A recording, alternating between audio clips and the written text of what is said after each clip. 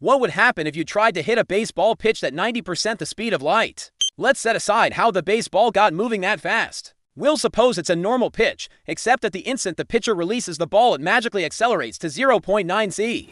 From that point on, everything follows normal physics. The ball is going so fast that everything else is basically stationary. Even the air molecules are effectively standing still. Air molecules vibrate at a few hundred miles per hour, but the ball moves through them at 600 million miles per hour. The ball slams into them so hard that the atomic nuclei in the air molecules actually fuse with the nuclei in the ball. Each collision releases bursts of gamma rays and scattered subatomic particles. These gamma rays and debris expand outward in a bubble centered on the pitcher's mound. They begin to tear molecules apart in the air, ripping electrons from nuclei and turning the stadium air into an expanding bubble of incandescent plasma. The constant fusion at the front of the ball starts to eat away at its surface, blasting tiny fragments of the ball in all directions. These fragments are going so fast that when they hit air molecules, they trigger 2 or 3 more rounds of fusion. After about 60 nanoseconds, a shell of X-rays arrives at home plate, and a few nanoseconds later the ball hits. The batter hasn't even seen the pitcher release the ball, since the light that would carry that information arrives around the same time as the shock wave.